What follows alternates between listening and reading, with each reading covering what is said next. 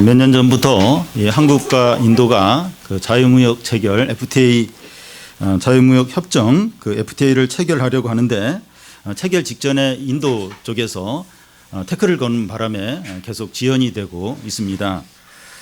우리 정부는 그 인도와 FTA를 체결하면 한국의 주된 수출품인 핸드폰이나 TV나 자동차를 많이 판매해서 큰 수익을 올릴 것으로 기대를 하고 있습니다.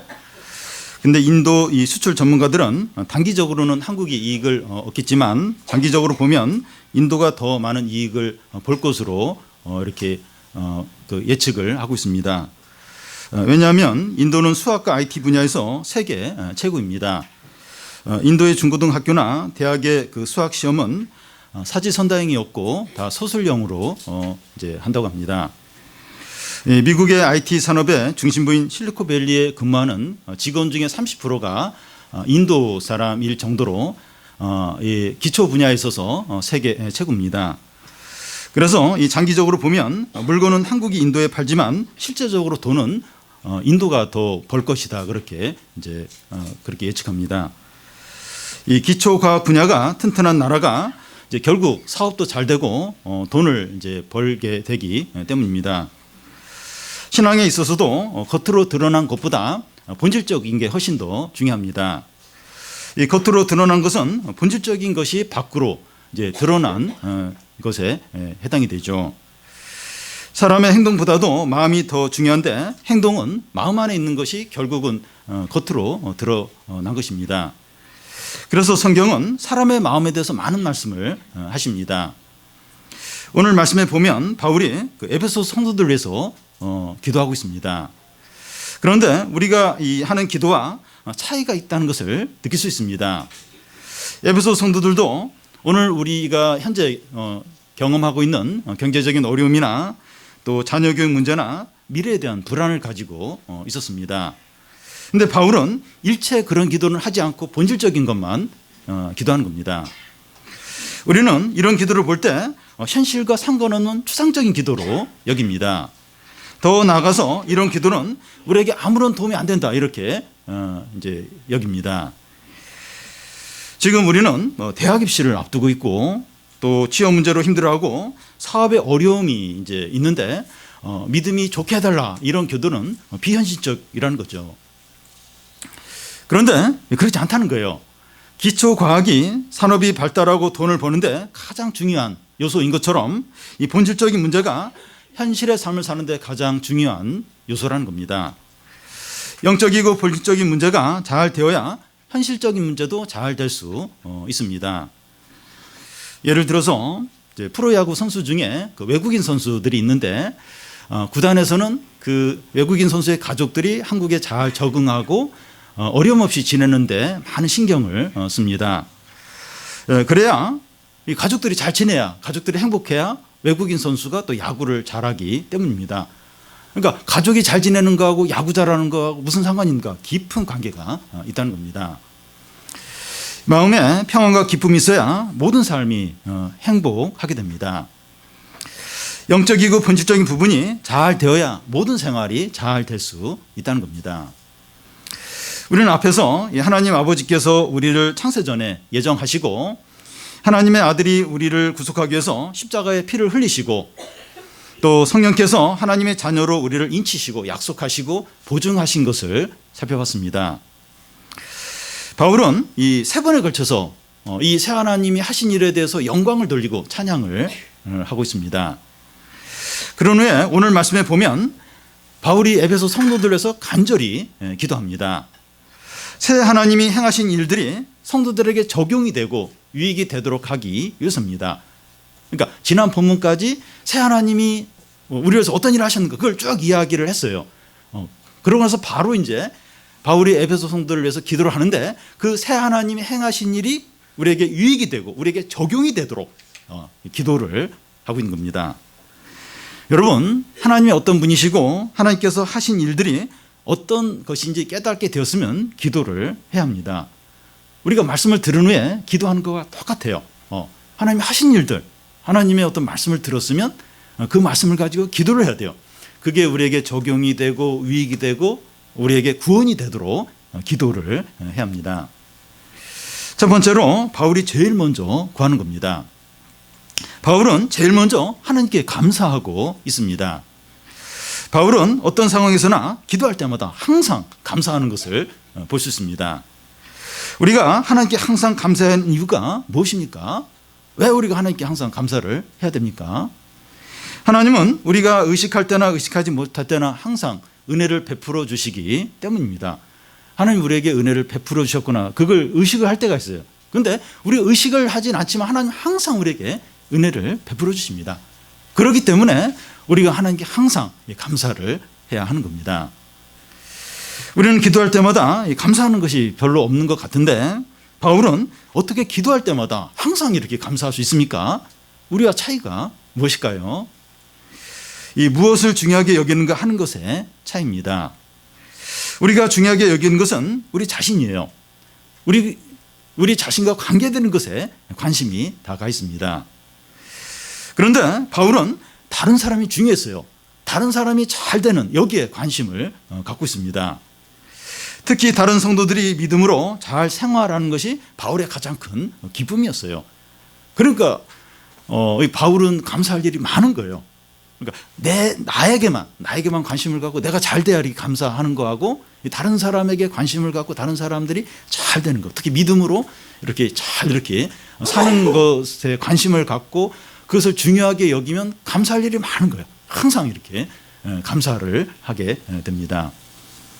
특히 바울이 에베소 성도들에게 관심을 갖는 것은 그들의 믿음과 또 다른 성도들을 향한 사랑이었습니다. 15절을 보면 이로 말미암아 주 예수 안에서 너희 믿음과 모든 성도를 향한 사랑을 나도 들었다고 합니다. 믿음과 사랑은 동전의 양면처럼 항상 함께 있습니다. 어떤 사람의 믿음이 어떠한가 하는 것은 다른 사람에 대한 사랑으로 나타나게 됩니다. 이 살아있는 믿음은 다른 사람에 대해서 사랑으로 나타납니다. 신앙은 보이지 않는데 사람과의 관계에서 드러납니다. 이 신앙이 좋다면 다른 사람에게 풍성한 사랑으로 나타나야 합니다.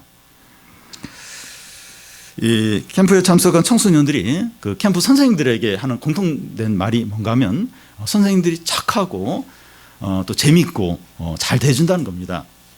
한마디로 얘기하면 우리를 사랑한다는 거예요. 우리를 사랑해 주어서 너무나 좋다는 겁니다. 행함이 없는 믿음이 죽은 믿음이듯이 사랑이 없는 믿음은 죽은 믿음이라고 할 수 있습니다.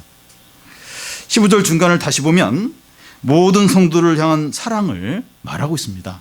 모든 성도들을 향한 사랑을 말합니다. 자기와 친하고 잘 통하는 사람들만 사랑하는 것이 아닙니다. 이런 사랑은 이기적인 욕심에 가깝고 조폭들도 이런 사랑은 합니다. 조폭들끼리 얼마나 서로 사랑하는지 몰라요. 이건 조폭 수준의 사랑이라고 할 수 있습니다. 모든 성도들이 사랑해야 될 대상입니다. 나와 스타일이 다르고 부담스럽고 잘 맞지 않는 성도들에 대해서도 사랑을 해야 한다는 겁니다. 더 나아가서 상처를 주고 또 손해를 주고 원수 같은 사람도 사랑해야 합니다. 어제가 이제 구정이었는데요. 지금도 뭐 구정 연휴에 해당이 되는데, 이 가족들과 친척들 중에서 예쁜 구석이 하나도 없는 가족이 있을 수 있어요. 누구다 이렇게 얘기하기는 그렇지만 있어요. 이렇게 너무 이렇게 마음이 안 가고 또 막 원수같이 여겨지는 그런 가족들이 있는데, 그런 친척들이 있는데, 그런 사람을 사랑하는 게 얼마나 어려운가 하는 것을 느꼈을 겁니다. 그런데 이 원수까지 사랑하는 것이 예수님의 사랑이에요. 주님은 우리가 그런 사랑을 하도록 불렀습니다. 그러니까 나하고 맞고 나를 잘해주고 이런 사랑은 믿지 않는 사람들도, 그러니까 아주 악한 사람들도 그렇게 해요. 그렇게. 근데 그런 사랑이 아니라 이렇게 예쁜 구석이 하나도 없고 밉고 손해를 주고 원수 같은 그 사람까지 사랑하도록 하나님 우리를 부르셨습니다. 바울은 에베소 성도들의 믿음과 모든 성도들을 향한 그 사랑에 대해서 듣고 너무나 기뻐하고 감사하고 있습니다. 바울은 감사한 후에 그 에베소 성도들을 위해서 하나님께 간구합니다. 17절을 보면 우리 주 예수 그리스도의 하나님 영광의 아버지께서 지혜와 계시의 영을 너희에게 주사 하나님을 알게 하시고, 여기 보면 우리가 기도하는 대상이 누구인가 하는 것이 나옵니다. 예수 그리스도의 하나님 곧 영광의 아버지입니다. 하나님은 예수 그리스도의 그 하나님이고 예수 그리스도의 아버지입니다. 이것은 곧 우리의 하나님이고 우리의 아버지시라는 의미입니다. 그러니까 예수님께 하나님이고 예수님께 아버지면 우리의 하나님이고 우리의 아버지인 거죠. 우리는 우리 하나님이시고 우리의 아버지께 기도를 하는 겁니다. 우리가 기도하는 아버지는 육신의 아버지와 다른 영광의 하나님 아버지세요. 그러니까 이 아버지에 대해서 이렇게 상처가 있는 분은 이번에 구정에 와서도 막 그게 좀 힘들 수가 있어요. 옛날 과거에 아빠가 때리고 막 날 힘들게 하고 막 그런 일들 기억이 나면서 아버지에 대한 어떤 트라우마들, 상처들이 있을 수 있어요. 근데 그런 육신의 아버지와 다른 영광의 하나님 아버지에게 우리가 기도를 하는 거죠. 그래서 우리가 기도할 때 내가 기도하는 분이 어떤 분인가? 그 하늘에 계신 영광의 아버지에게 기도한다. 그걸 항상 인식을 하면서 기도해야 합니다. 바울이 영광의 하나님 아버지께 그 에베소 성도들을 위해서 간구하는 것이 간구하는 첫 번째가 뭡니까? 이 경제적인 문제가 잘 해결되고 질병이 낫고 성적이 올라가고 취업이 되게 해달라는 것이 아닙니다. 이 17절 중간을 보면 지혜와 계시의 영을 너희에게 주사 하나님을 알게 해달라는 겁니다. 하나님을 더 잘 알게 해달라는 거예요. 지금 현실적인 문제와 어려움이 있어요. 필요가 있어요. 지금 우리에게 그런 문제가 있듯이 에베소 성도들에게도 그런 지금 긴급한 어려움들이 있어요. 근데 그런 거 먼저 구하지 않고 하나님을 더 알게, 하나님을 알게 해달라고 그런 간구를 지금 제일 우선적으로 하고 있습니다. 그런데 에베소 성도들은 어떤 자들입니까? 이 사도행전에 보면 바울에게 두란노 서원에서 2년 동안 매일 말씀을 배운 자들입니다. 다른 어느 지역 성도들과도 하나님의 말씀을 가장 잘 배운 자들입니다. 그래서 하나님에 대해서 얼마든지 잘 알고 있다고 볼 수가 있어요. 그런데 그들에게 하나님을 알게 해달라고 지금 현실적인 어려움들이 많은데 말씀 많이 들었는데 그런데 다른 거 다 제껴놓고 이 지혜와 계시의 성령을 주셔서 하나님을 알게 해달라고. 하나님 아는데 말씀 2년 동안 엄청나게 들었는데 근데 계시의 그 성령을 주셔서 하나님을 알게 해달라고 지금 간절히 구하고 있습니다.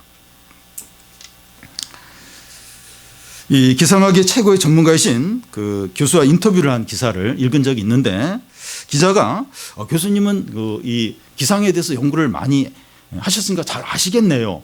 그렇게 질문하자 공부를 하면 할수록 너무 모른다는 것을 깨닫는다고 그렇게 말했습니다. 지구의 이 기상 변화에 대해서도 알면 알수록 모르는 것뿐이라고 이렇게 말하는데 우주 만물을 만드신 하나님을 아는 것에 대해서 더더욱 그런 것입니다. 신학 공부를 마치고 성경을 100번 읽고 강해 설교를 30번, 30년 동안 이렇게 들으면 하나님을 다 알 수 있습니까? 만약에 제대로 이 모든 것을 했다면 이 기상 전문가가 말한 것처럼 더 모르겠다. 하나님에 대해서 더 모르겠다. 이렇게 고백을 할 것입니다.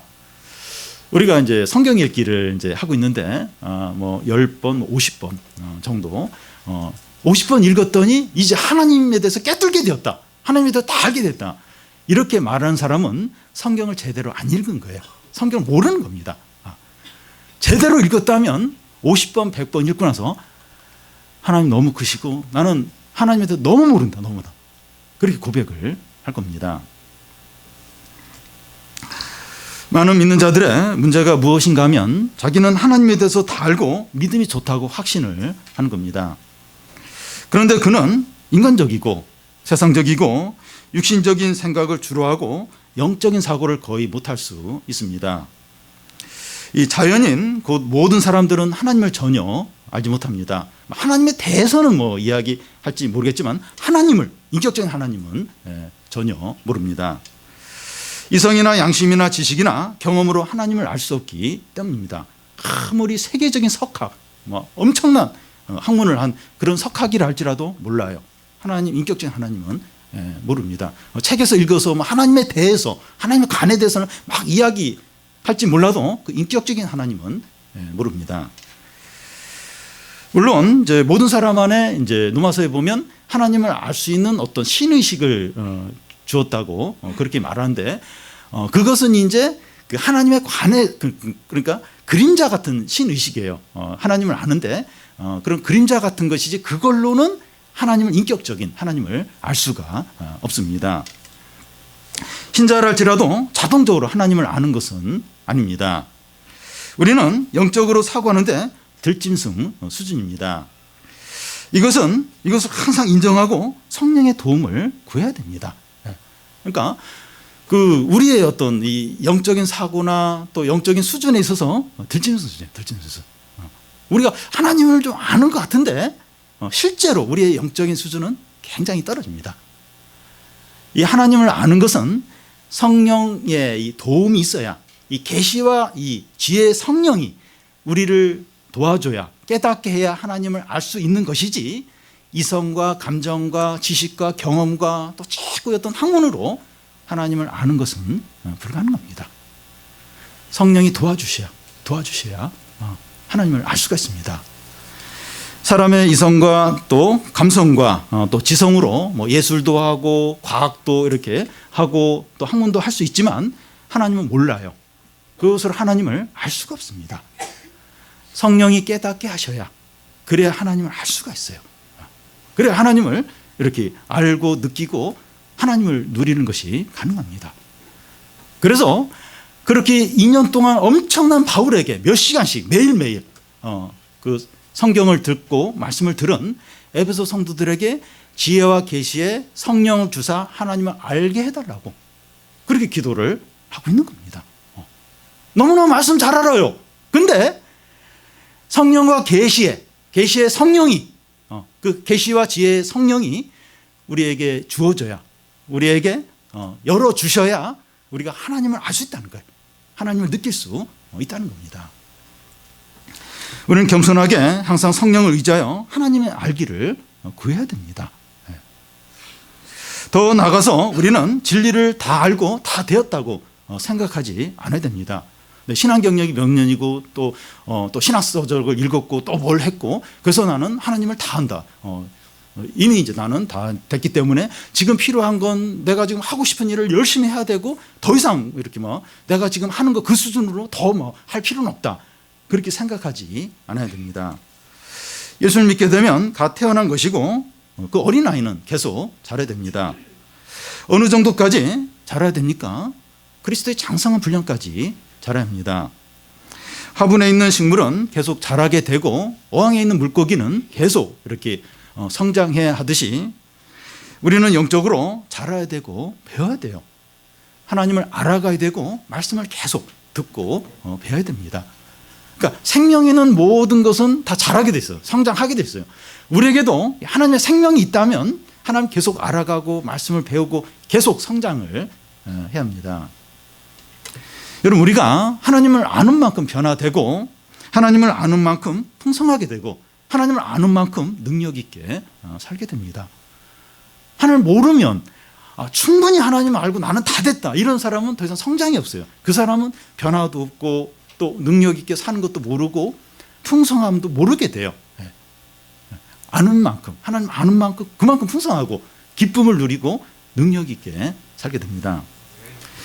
하나님을 아는 만큼 미신과 두려움에서 해방이 되어서 자유와 평안과 기쁨을 누리게 됩니다. 여러분, 이렇게 예수님 믿어도 교회 다녀도 자꾸 미신이 들어요. 이 징크스 이런 데 매이게 되고 자꾸 막연한 두려움에 빠져요. 자꾸 두려운 거예요.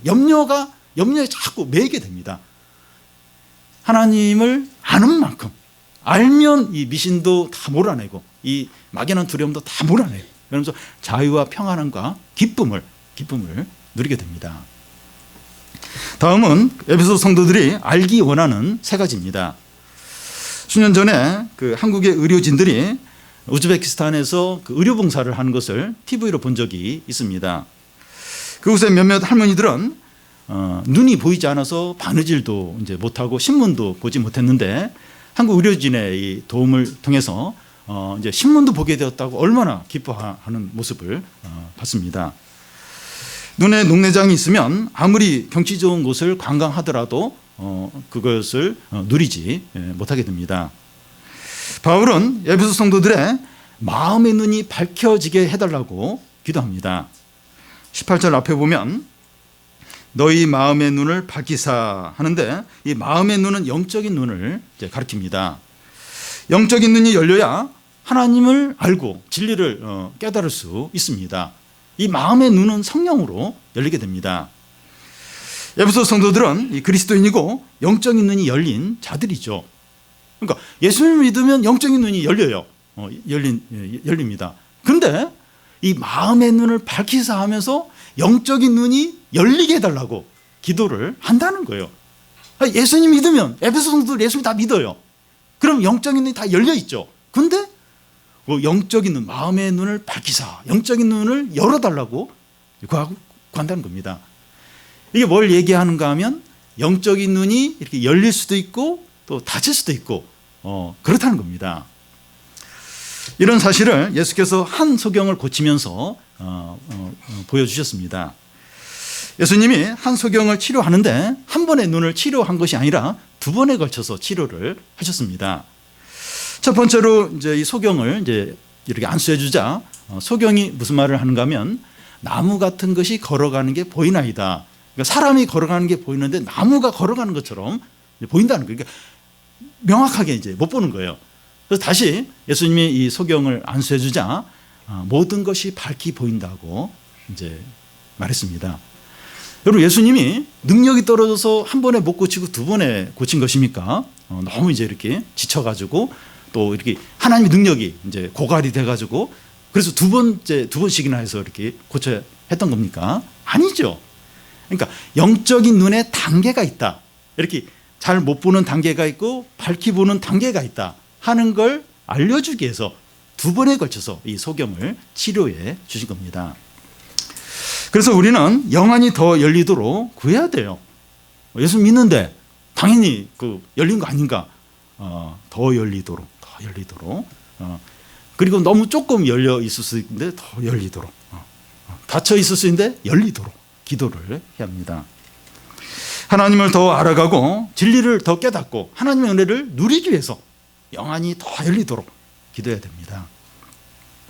교회 다니는 분들 중에 세상적인 눈이 잘 열려서 이 돈을 많이 벌거나 어려운 시험에 합격하거나 고속 승진하는 분들이 있습니다. 모든 정보를 다 꿰뚫어요. 또 처세술에 능하고 머리가 너무 잘 돌아가는 겁니다. 그런데 영적인 눈은 닫혀 있거나 너무 조금밖에 열려 있지 않을 수 있습니다. 그의 눈은 이 세상이 강하고 또 대단하고 좋아 보이는데 하나님 나라는 초라하고 약하고 빈곤하게 보이는 거예요. 그러니까 이 영적인 눈이 거의 닫혀 있거나 너무 조금 열려 있으니까 이게 세상은 너무 좋아 보이는데 하나님 나라, 하나님과 관계되는 게 너무 초라하게, 너무 무력하게 이제 보이는 겁니다. 그는 하나님의 뜻도 모르고 말씀도 깨닫지 못하고 이 하나님의 약속에 대한 기대도 없습니다. 하나님과 관계되는 데는 기대가 없어요. 관심이 이제 없는 거예요. 그러니까 이 영안이 너무 닫혀있기 때문에, 너무 조금 열려있기 때문에 이 하나님과 관계되는 건 아무런 관심이 안 가는 거예요. 별 기대도 안 가는 거예요. 오히려 세상, 눈에 보이는 것에 모든 기대를 이제 갖는 겁니다. 그의 마음은 세상에 다 빼앗기고 유혹에 흔들리고 사람과 비교하면서 불화합니다. 나보다 잘 되는 사람 보면 너무 그게 막 힘든 거예요. 그리고 너무나 부럽고 막 이제 자신이 그렇지 못한 거에 대해서 낙심을 이제 하는 거죠. 그러니까 세상과 눈에 보이는 것에 거기에 다 마음이 다 가 있는 겁니다. 유혹인데 유혹인지 못 느껴요. 이게 좋은 건 줄 알고 막 이렇게 따라가는 겁니다. 우리가 이제 신자라고 하는데 얼마든지 이런 상태에 있을 수 있어요. 교회 다니고 예배를 드리지만 이 영안이 닫혀 있는 거예요. 영안이 너무 조금, 너무 거의 닫힌 것 비슷하게 조금만 열려 있는 거예요. 그러면 이런 상태에 있을 수밖에 없는 거예요. 세상이 좋아 보이고 유혹을 따라가게 되고 이 멸망의 길인데 확신을 가지고 가는 거예요. 확신을 가지고 이제 가는 겁니다. 우리의 영안이 열려 있습니까? 우리 영화를 한번 보십시오. 교회를 다니고 또 뭐 성경도 읽을 수 있어요. 또 봉사도 하고. 근데 우리 영안이 열려 있습니까? 열려 있다고 하는데 닫힌 것처럼 너무 희미하게 하나님 나라와 하나님의 뜻과 하나님의 말씀을 보고 있지는 않습니까? 하나님과 관계되는 건 너무 희미해, 너무 약해, 너무 조금 열려 있기 때문에 그러진 않습니까? 세상과 돈과 잘 되는 사람들만 보이고 하나님의 일하심과 하나님의 인도하심과 하나님의 능력은 너무 희미해, 너무 안 보여, 너무 안 보이진 않습니까? 우리의 영안이 열리도록 기도하시기 바라요. 바울은 우리와 똑같은 현실적인 어려움을 겪고 있는 에베소 성도들을 위해서 제일 먼저 기도하면서 이미 말씀도 많이 들은 그 에베소 성도들에게 이 계시의 성령을 주셔서 하나님을 알도록 그걸 제일 먼저 구하고 있습니다. 우리에게 제일 시급한 거, 제일 중대한 거, 영안이 열리는 거예요. 영안이 열리는 겁니다. 여러분, 영안이 닫힌 건 눈 감고 운전하는 것 같아요. 영적으로 그거 같아요. 그러니까 막 유혹이고 멸망인데 확신을 가지고 엑셀을 밟으면서 달려가는 거예요. 이게 내가 사는 길이고 이 성공이다. 안 보이니까. 유혹인데, 망하는 길인데, 다 빼앗기는 길인데 몰라요. 확신을 가지고 안 보이니까 달려가는 것과 같습니다. 우리에게 제일 시급한 거, 제일 중요한 거, 영안이 열리는 것입니다. 바울은 에베소 성도들의 영적인 눈이 더 밝아져서 보기 원하는 게 뭡니까? 18절, 19절 한 절씩 교대를 읽겠습니다. 너희 마음의 눈을 밝히사 그의 부르심의 소망이 무엇이며 성도 안에서 그 기업의 영광의 풍성함이 무엇이며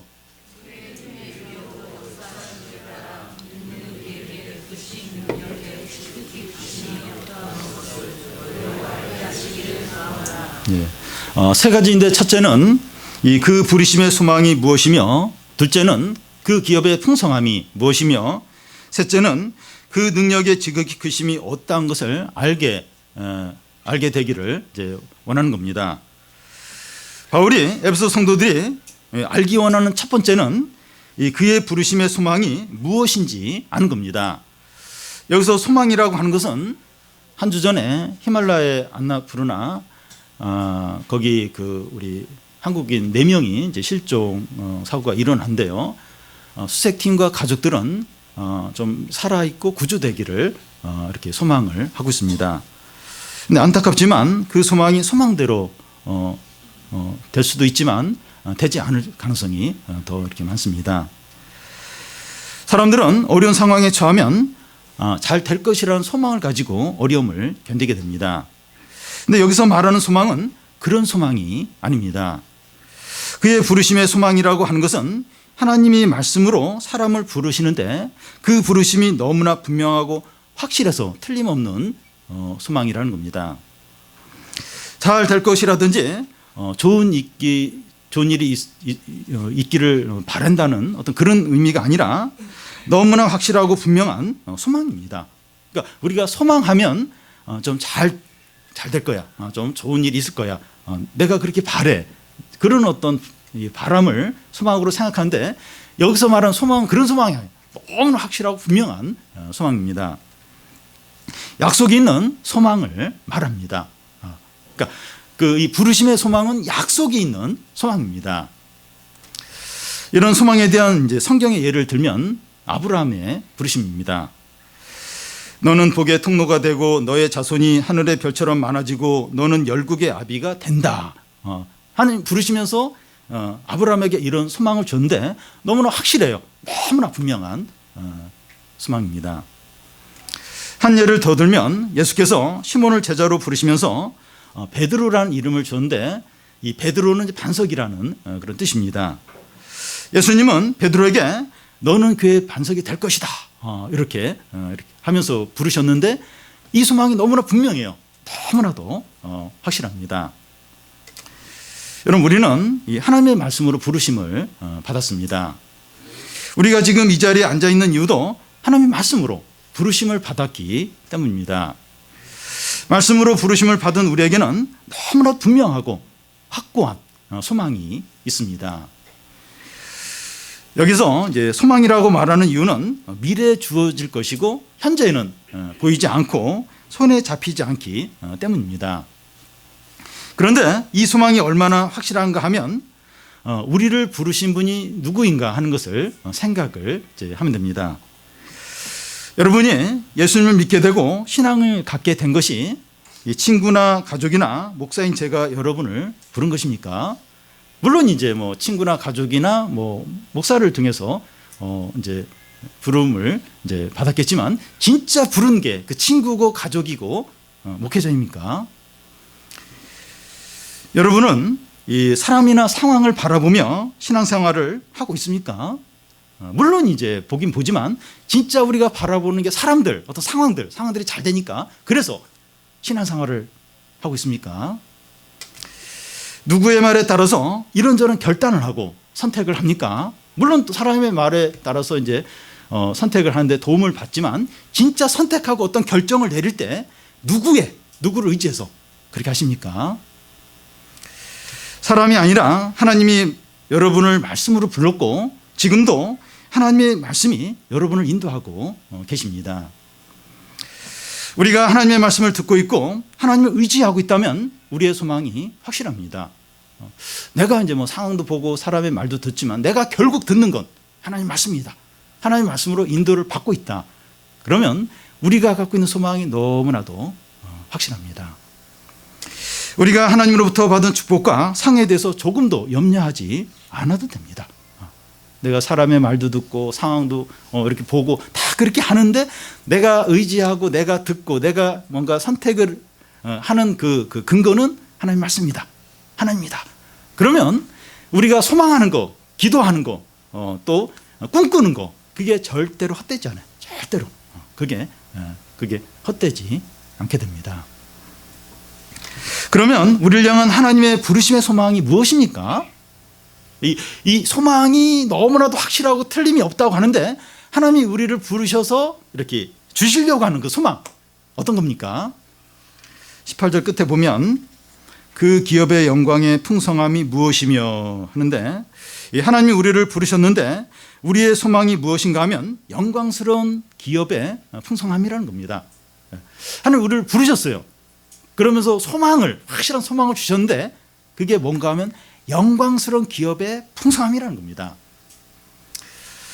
졸업식 때 상을 주는데 동문회장상, 육성회장상, 교장상, 교육감상 이렇게 쭉 올라가요. 근데 위로 올라가면 올라갈수록 이 상과 상품이 달라요. 요즘은 뭐 이렇게 현금으로 이렇게 뭐 상품권 그런 걸로 주는데 이게 가격이 이제 올라가면 올라갈수록 세집니다. 성도들은 장관이나 대통령보다 더 높은 하나님이 주시는 상을 받는 자들입니다. 우리가 받게 될 상은 세상에서 흔한 거, 일시적인 거, 변질되고 유행에 따라서 사라져버리는 그런 것이 아닙니다. 달라요. 질과 수준이 본질적으로 다릅니다. 영원하고 참되고 진정한 상이죠. 너무 영원하고 진정하고 참된 거니까 그 가치를 몰라요. 우리는 현금에 이제 민감하거든요. 현금이 세면 이제 그게 좋은 상이고 현금으로 이렇게 안 되면 그건 뭐 이제. 근데 이 현금도 진정한 이렇게 진정한 어떤 그리고 영원한 게 아니죠. 왜냐하면 죽으면 못 갖고 가요. 한 푼도 못 갖고 가요. 근데 진정하고 영원하고 참된 그 상을 주시죠.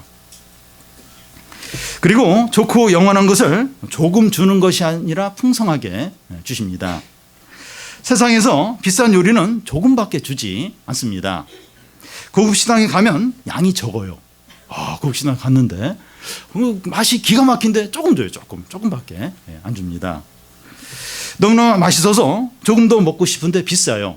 그리고 또 자주 먹을 수 없습니다. 세상에서는 비싼 것은 적어요.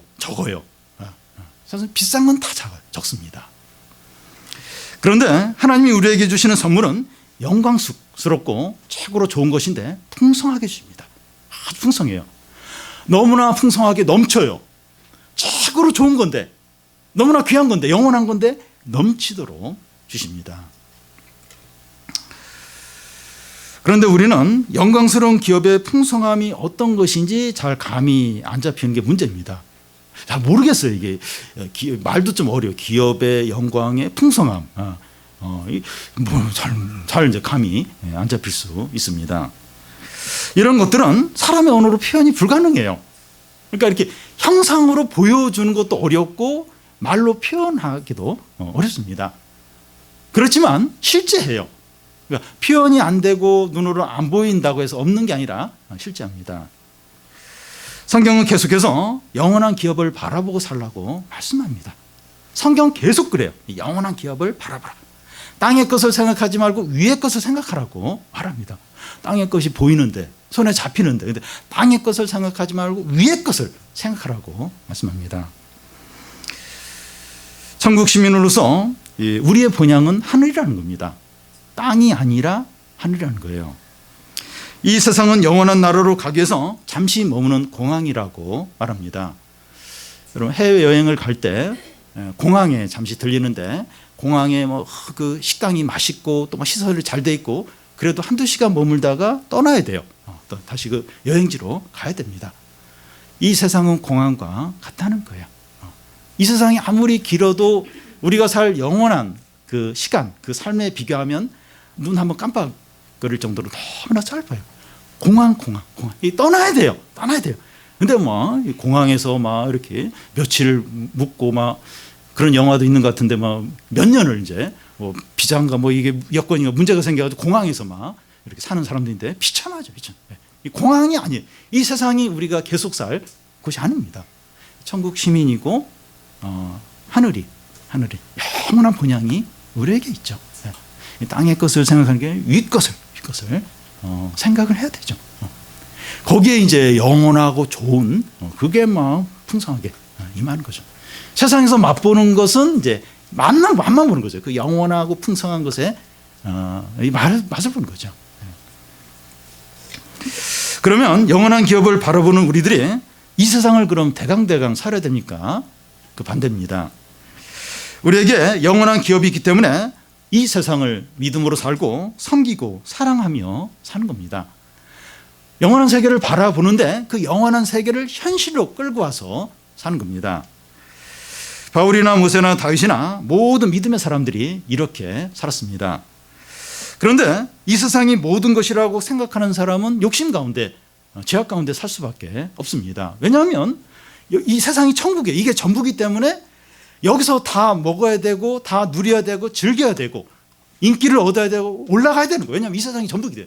죽으면 이제 끝이든지 아니면 지옥에 가든지 그래야 되니까 욕심대로 살 수밖에 없는 겁니다.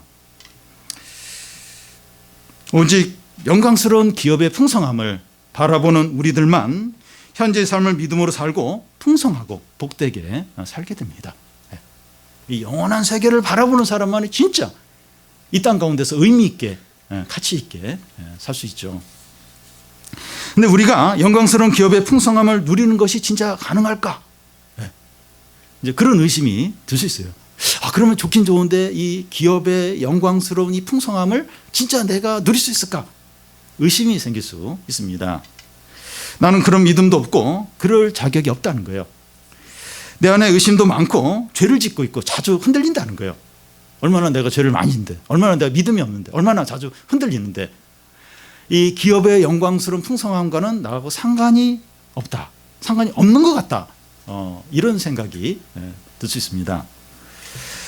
신앙에 열심히 있던 부자 청년이 천국에 들어가지 못하는 걸 보면서 더더욱 그런 확신을 가질 수 있어요.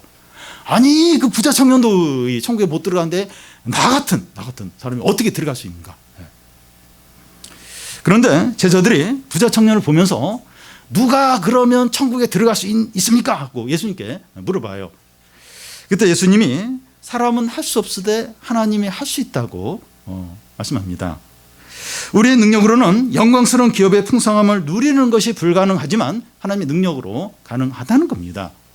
근데 얼마나 내가 약한데, 얼마나 문제가 많은데, 얼마나 죄인인데, 믿음이 있다고 하는데 얼마나 연약한데 우리는 안 돼요. 우리는 안 됩니다. 우리는 안 돼요. 하나님의 능력으로, 하나님으로만 그것이 가능합니다. 19절 앞에 나오는 그의 힘의 위력으로 역사하심을 따라 믿는 우리에게 베푸시는 능력이 지극히 크심이 말씀하는 게 바로 그런 의미입니다. 한국말이 이렇게 어려운지 모르겠어요. 뭐 이게 뭐 그의 위력에 역사하심 베푸신 능력 뭐 지극히 근데 분명한 건 위력이 엄청나다는 거예요. 그 능력이 지극히 크다는 거예요. 그래서 그 능력으로 그 위력으로 우리는 안 되는데 그 기업의 영광스러운 풍성을 누릴 수 없는데 그 하나님의 능력으로 그게 가능케 된다는 겁니다. 여기서 이 능력의 지극히 크심이라고 하는 것은 최상급 중에 최상급을 말합니다. 세상의 어떤 능력과도 비교할 수는 너무나 크고 엄청난 능력을 말합니다. 그 능력, 하나님의 그 엄청난 최상급의 그 능력으로 가능하게 하는 거예요. 가능하게 그 기업의 영광스러운 풍성함을 누리는 게 가능하게 하는 겁니다. 그리고 여기 역사하심이라고 나오는데 영어 성경은 워킹으로 되어 있어요. 활동력을 말합니다. 하나님의 능력은 잠재적이거나 추상적인 것이 아니라 자유롭고 실제적으로 활동하는 힘입니다. 이스라엘 백성들이 출애굽할 때 애굽에 내렸던 10가지 재앙이나 또 홍해를 가르는 능력이나 해와 달을 멈추게 하는 능력이고 또 예수께서 예수의 이름으로 안진뱅이를 일으키고 또 소경의 눈을 뜨게 하고 오병이의 기적을 일으키는 것과 같은 실제적인 능력입니다. 이 워킹, 이 활동력, 실제적으로 역사하는 그 힘과 파워를 가진 그런 실제적인 능력입니다. 그런데 하나님의 능력 가운데 최고의 능력은 예수님을 죽은 가운데서 살리시고 또 하나님 보좌 우편에 앉히시고 성령을 우리에게 부어 주신 겁니다. 더 나아가서 예수님 믿는 모든 자들을 사망에서 생명으로 옮기고 죄인들을 하나님의 자녀로 삼으시고 우리를 변화시킨 일입니다. 여러분, 우리가 복음으로 변하여 새 사람이 된 것은 홍해를 갈라진 것보다 더 놀라운 하나님의 능력입니다. 하나님이 홍해를 가르신 데 걸리는 시간이 하루였다면 우리가 하나님의 자녀가 되고 변하는 데 걸리는 시간은 10년, 20년 그 이상이 걸렸습니다. 저를 비롯해서 우리 한 사람 한 사람이 하나님의 지극히 큰 능력을 베푸신 것에 증거라는 겁니다. 제가 초등학교 다닐 때 저 위에 있는 형하고 이렇게 형이 이제 저를 놀리고 이제 막 이렇게 도망을 가면 양손에 돌을 잔뜩 들고 입으로 계속 욕을 하면서 돌 던지려고 그러면서 막 이렇게 형을 쫓아가는 것을 이제 저희 아버지가 보면서 한숨을 크게 쉬고 남이 저놈이 뭐가 될까 하면서 걱정을 크게 했습니다. 제가 된 것이 하나의 큰 능력이죠. 너무나 큰 능력이에요. 그리고 우리 한 사람 한 사람이 다 그런 능력을 경험을 한 겁니다. 그러니까 제가 변화된 거, 여러분들이 변화되고 하나님 자녀가 된 것은 홍해가 갈라진 그런 능력보다 더 큰 능력이 작용을 한 것입니다. 사람이 변하는 거, 예수 믿는 거, 이게 엄청난 거죠. 이게 그냥 되는 게 아니야. 홍해를 가르는 것보다 더 큰 능력이 역사해야 그래야 사람이 예수님 믿고 변화가 되는 겁니다. 바울은 그 에베소 성도들을 위해서 그 하나님의 능력을 달라고 구하는 것이 아니라 이미 그들에게 주어진 하나님의 능력을 알게 해달라고 구하고 있습니다. 19절 끝에 보면 능력이 지극히 크심이 어떠한 것을 너희로 알게 하시기를 구한다는 거예요. 그 능력이 얼마나 큰가 하는 것을 너희로 알게 해달라고 구한다는 겁니다. 그 능력을 달라고 구하는 게 아니라 그 능력을 알게 해달라고, 이미 너희들에게 주어지고 너희가 경험하고 있는 그 능력을 알게 해달라고 구하고 있습니다.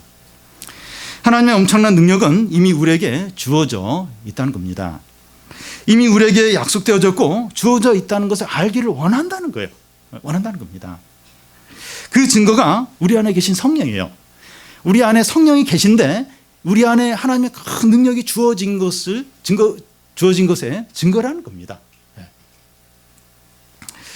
그런데 우리의 영적인 눈이 닫혀 있거나 조금 열려 있기 때문에 모르는 거예요.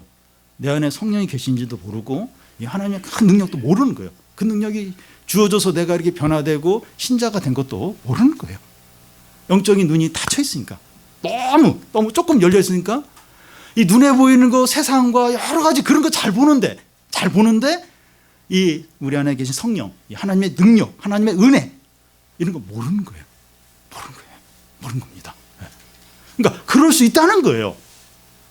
지금 바울이 에베소 성도들에게 그걸 지금 구하고 있어요. 그걸 하나님 말씀 잘 듣고 어떤 면에서 신앙생활 잘하는 그 성도들에게 그 하나님의 지극히 크신 능력을 알게 해달라고, 그 마음의 눈이 열려서 알게 해달라고 자꾸 닫힌다는 거예요. 너무 조금밖에 열려있지 않다는 거예요. 그래서 그 눈이 활짝 열려서 그 지극히 크신 하나님의 능력을 알게 해달라고 그렇게 기도를 이제 하고 있는 겁니다. 우리의 마음이 눈이 열려서 하나님의 능력을 알려는 거예요. 알려는 겁니다. 우리에 대한 부르심의 소망이 있는데 그 소망은 영광스러운 기업의 풍성함이라는 겁니다. 우리가 그것을 누리는 것은 우리에게 달리는 것이 아니라 하나님의 능력에 달려 있습니다.